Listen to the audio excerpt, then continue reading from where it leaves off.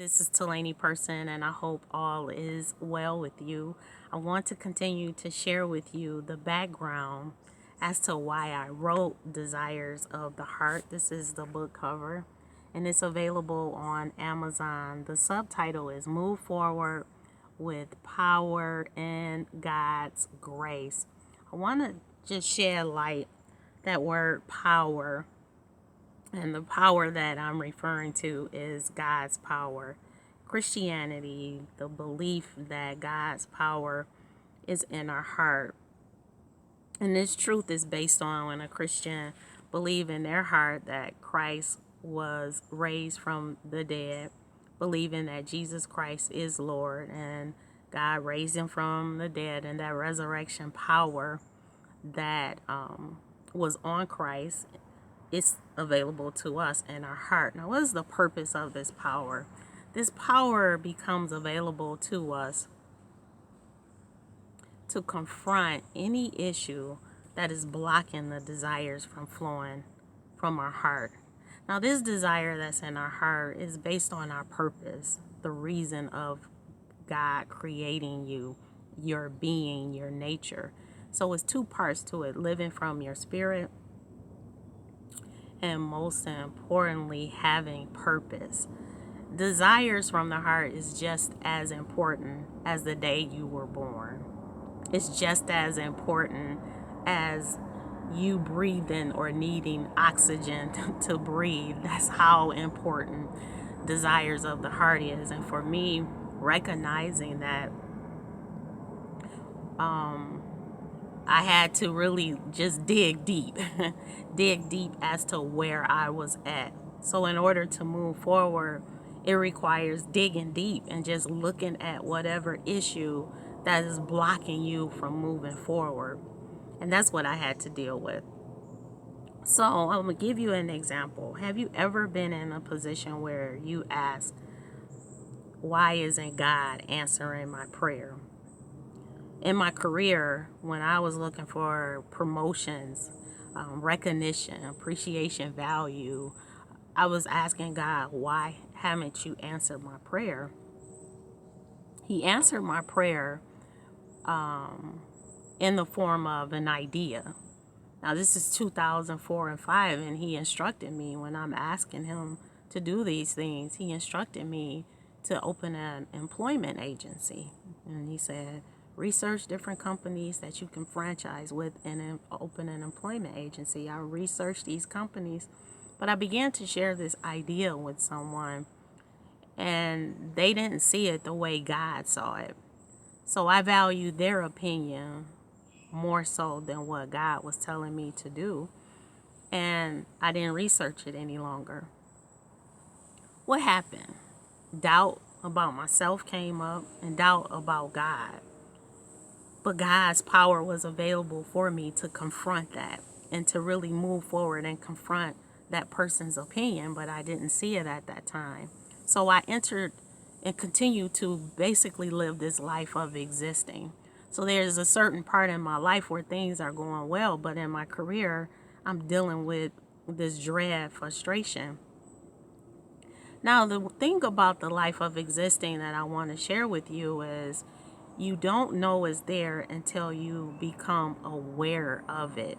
So you don't know it's there until you become aware of that. And what does it look like? Because the life of existing is like carbon monoxide. So it happens when you recognize it when you become aware, just like you need a detector to identify if carbon monoxide is in your home. So I went to hear Bishop Jake speak.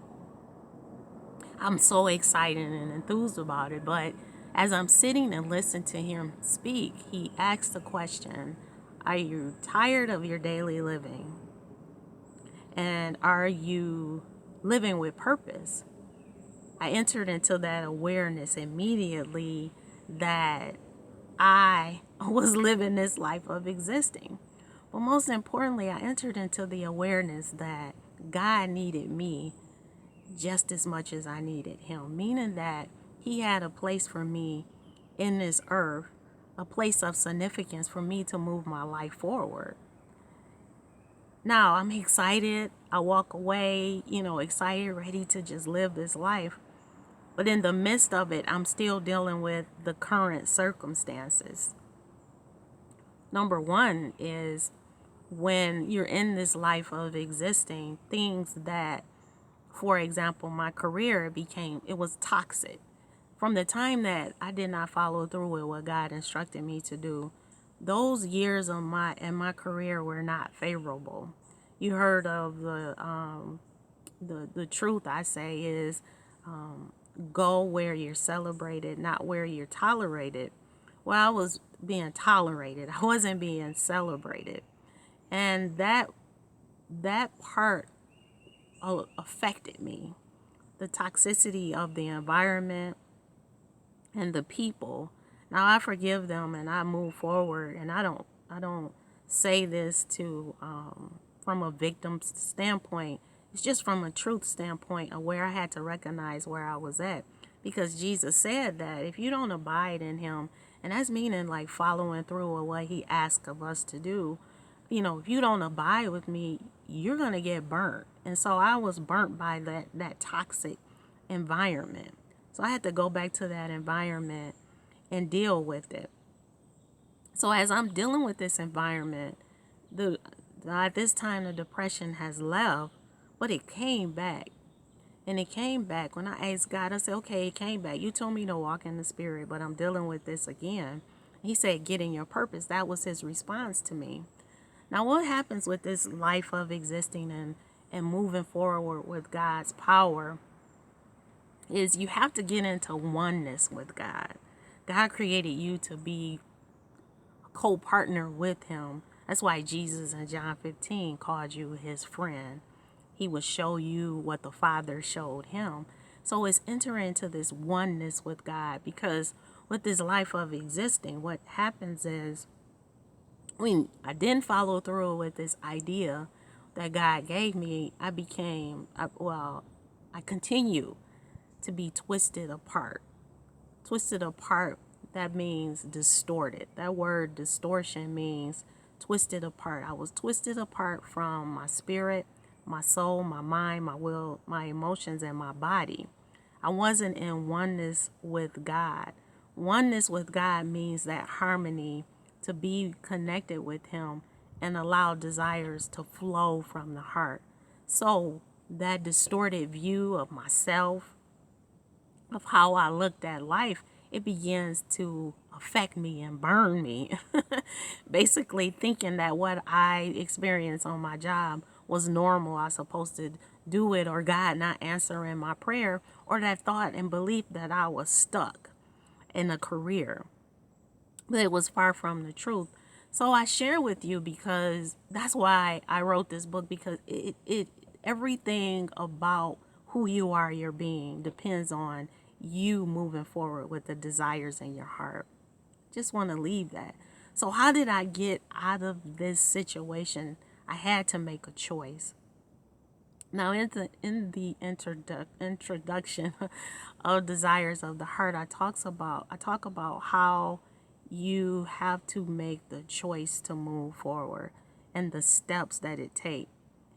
Because that year that I heard Bishop Jake speak is like 2014. I didn't do anything with it until like a year later, and that's when I made the choice to move forward. So when awareness comes, it's important to not allow self-judgment to enter into your heart and beat up on yourself about what has happened or the part you played or what you didn't do.